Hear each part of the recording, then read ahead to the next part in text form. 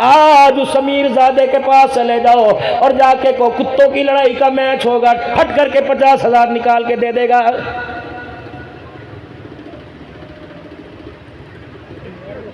آج اس کے پاس چلے جاؤ، کہہ دو کہ اللہ اکبر مظفر گڑھ کے اندر میلہ ہے، سب سے پہلے پوچھے گا میرے لیے کیا حکم ہے؟ بندہ 76 اتارے 11 نمبر کا 5 سال سر میں مارے کہ یہ حکم ہے۔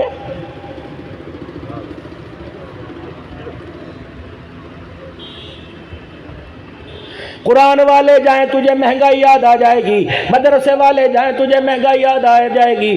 کوئی مدرسے کے جلسے میں اگر تجھے چیف گیسٹ بنائے تو اس نیت سے نہیں آتا کہ میرے سے چندہ مانگ لیں گے، پھر رب اکبر کی قسم ہے اکابرین کی موجودگی میں رض کروں گا، اگر تیرا پیسہ قرآن پہ نہیں لگے گا، اسلام پہ نہیں لگے گا، رب اکبر کی قسم خدا تیرے پیسے کو کتے اور خنزیروں کے حوالے کرے گا۔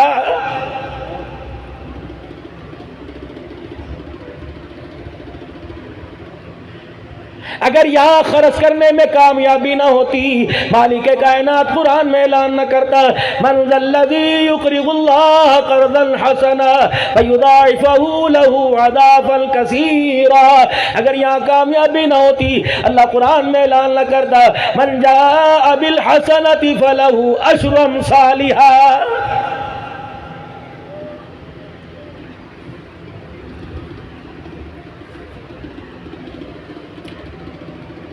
مدرسے والوں نے، دینداروں نے الٹا ہو کے ناچ لیا، الٹا لیٹ کے دیکھ لیا، سیدھے لیٹ کے دیکھ لیا، لیکن مالداروں کے ماتھے پہ پشیمانی کا پسینہ ہی بالکل نہیں آیا ہے۔ مولوی صاحب گاڑی ابھی نہیں نکلوائی ہے، ابھی یہ تو ماڈل پاکستان کے اندر نہیں آیا، میں نے اللہ اکبر گاڑی نہیں نکلوائی۔ اس مولوی صاحب کو کہو کہ اس سے پوچھے تیرے پڑوس کے اندر جو مسجد ہے اس کا بل 50,000 روپے آیا تھا، بل ادا نہ کرنے کی وجہ سے میٹر کاٹ کے لے گئے، بتاؤ گاڑی نکلوانے والے تجھے شرم کیوں نہیں آئی ہے؟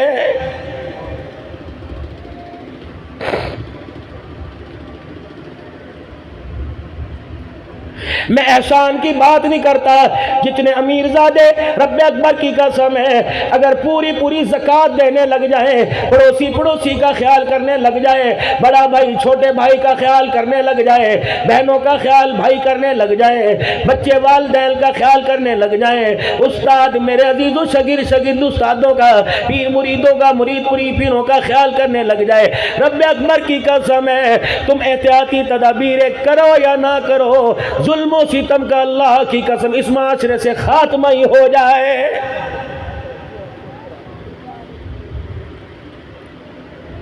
اپنی تو گھر کی دیوار اتنی اونچی کر رکھی ہے اللہ اکبر کسی جانور کی نگاہ نہ پڑے، لیکن غریب کی بیٹی روزانہ کسی بستر کی زینت بنتی ہے، کسی کوٹھے پر اپنے گھنگرو کی چھنکار سے 2 روٹیوں کے لیے ترستی ہے۔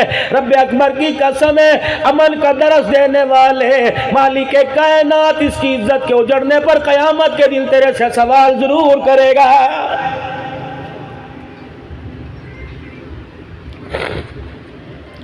اجی الحمدللہ ہم تو 1 سال مکے میں 1 سال مدینے میں گزارتے ہیں، 1 سال مکے میں کرتے ہیں، 1 اعتکاف مدینے میں کرتے ہیں۔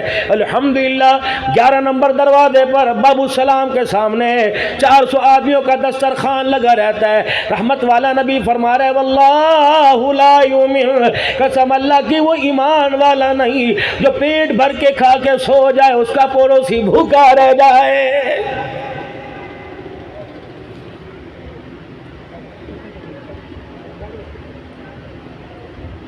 تیرے گھر کے اندر اجوا کھجور ختم نہیں ہوتی، پیور زمزم ختم نہیں ہوتا، پڑوسی کے گھر میں چولہا نہیں جلتا، بتا تیری زندگی میں امن کیسے آئے گا؟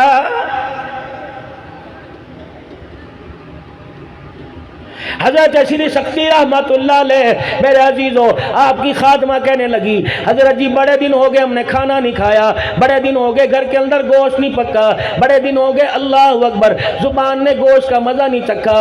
آپ نے پیسے دے دیے، آپ نے فرمایا جا جا سال گوشت لیا، سالن بنا تو بھی کھائی ہو میں بھی کھاؤں گا۔ جب کھانا دسترخوان پر آیا روٹی کا ٹکڑا ڈبو کر سالن میں ڈالنے لگے، فوراً اپنا ہاتھ کھینچ لیا اور فرمانے لگے وہ پڑوس میں وہ محلے میں ایک یتیم رہتا ہے، پہلے اس کے گھر کے دسترخوان کا حال معلوم کر کے آ، تب یہ سالن کی بوٹی میرے حلق میں جائے گی۔ وہ خادمہ کہنے لگی، ملازمہ کہنے لگی، حضرت جی آج بھی اس کے گھر میں چولہا نہ جلا، آپ نے سارا دسترخوان سمیٹا، آپ نے فرمایا جا یہ یتیم کے گھر دیا، میں کھاؤں گا، پخانے کے ذریعے زمین پہ گر جائے گا، یتیم کھائے گا، اس کے پیٹ میں نہیں جائے گا، سیدھا عرش معلیٰ پہ چلا جائے گا۔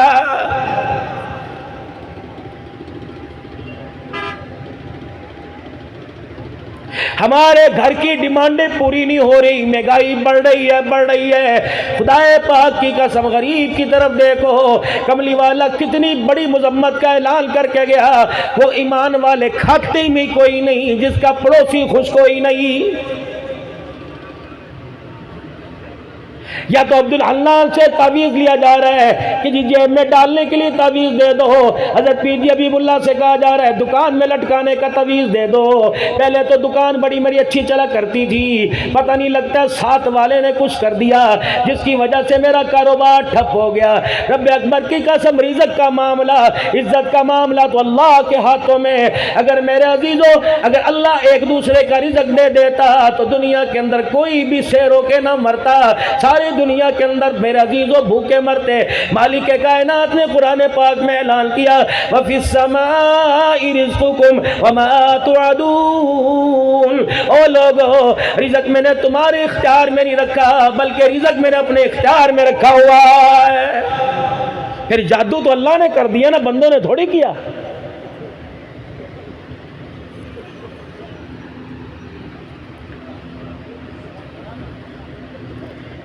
غلام یہ رسول میں موت بھی قبول ہے۔ بس آخری باتوں میں بات لے کے آ رہا ہوں، بڑے پیر و مرشد بیٹھے ہیں کہ غلام یہ رسول میں موت بھی قبول ہے، جو ہو نہ اس کے مصطفیٰ تو زندگی فضول ہے۔ یہ کون سی غلامی ہے؟ ماں جھولیاں پھیلا پھیلا کے کہہ رہی اللہ یا میرے بچے کو سدھار دے یا مجھے اٹھا لے۔ جب وہ زور سے بولتا ہے میرا کلیجہ کٹنے لگ جاتا ہے۔ مجھے بتاؤ مارکیٹ کے اندر یہ کون سے نمبر کا غلام ہے؟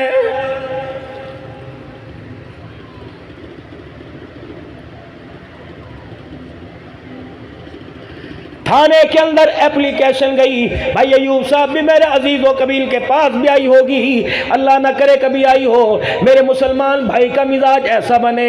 تھانے کے اندر لپڑ درد کرا رہے ہیں، 15 دروازے کے اوپر کھڑی ہے، اللہ اکبر، مسجد کے دروازے پہ کھڑی ہے، خزانچی کو، مسجد کے منتظم کو، صدر کو، مولوی صاحب کو تھانے بلایا جا رہا ہے۔ ریزن کیا؟ زانی ہو؟ نہیں نہیں۔ شرابی ہو؟ نہیں نہیں۔ جواری ہو؟ نہیں نہیں۔ چور ہو؟ 2 نمبری کرتے ہو، جوا کھیلتے ہو؟ نہیں نہیں۔ تمہاری اذان کی آواز پڑوسی کے گھر کے اندر جاتی ہے، وہ کہتا ہے میرا ابا بیمار ہے، 56 انچ کی سکرین کمرے میں لگی ہوئی ہے، ٹی وی کمرے میں لگا ہوا، موبائل کی حرام زدگی سرانے پہ پڑی ہوئی، میرے عزیزو اتنا شور ہے، کہتا اونچی آواز سے گانا لگا مجھے سنائی نہیں دیتا۔ رب اکبر کی قسم ہے اپنے کردار پہ پرچہ نہیں کراتا، اذان دینے والے پہ پرچہ کرا رہا ہے۔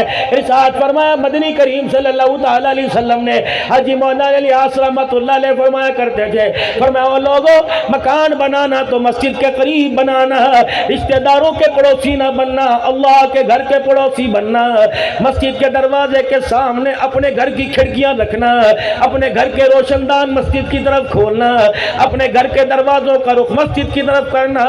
جب اللہ اکبر کی صدائیں آئیں گی، یہ آواز جس گھر کے کونے تک جائے گی، اللہ اس گھر سے نفرتوں کو، جادو کو، نحوستوں کو ختم کر دے گا۔